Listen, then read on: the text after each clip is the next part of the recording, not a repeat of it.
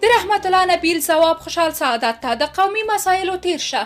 دا چې نور یې څه ویلي جزئیات هم دې ویډیو کې وګورئ او چینل سبسکرایب کړئ.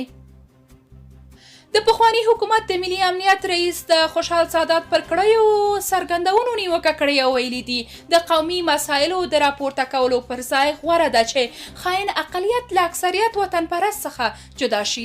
نبیل د شنبې پر ورځ د لندې پر 14 په خپل ټویټر پاڼه کې لیکلي په دې وخت کې چې د اکثریت او اقلیت قومي مسایلو د بحث د راپورته کولو پر ځای ښه دا ده چې د خاین اقلیت له وطن پرست اکثریت څخه پر جلاوالي بحث وشي. د ملي امنیت پخواني رئیس زیاته کړې دا خاین اقلیت و چې هیواد یې دې حالت ته ورسوه. بلخوا ستار سادات لیکلي خوشحال سادات به په ویاړ وویل هره اونۍ د 500 طالبانو مړي شمارم. واضح وه چې که طالبان میاشت کې 2000 طرفات لرلی وای ختمېدل خو اصل کې ملکي خلک یعنې پښتانه وژل. اوس څنګه د پښتنو خواخوږی شو؟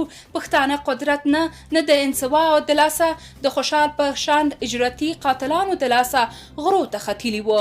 خوشحال سادات تېره ورځ د امریکا کمبریج پوهنتون کې ویلي وو چې د حامد کرزي په حکومت کې د افغانستان اکثریت پښتون قوم څنډې ته شوی و. دا څرګندونې داسې مهال کې کیږي چې د پخواني حکومت د کورنیو چارو مرستیال خوشحال سادات کمبریج پوهنتون کې ویلي چې افغانستان کې پښتانه اکثریت دي او تیرو 20 کالو کې محروم کړل شوي دي. نوموړي د حامد کرزي پر کړنو هم نیوکه کړې او ویلي دي چې هغه له جنګ سالارانو ملاتړ کوه او کابینه کې ځای پر ځای کړي وو.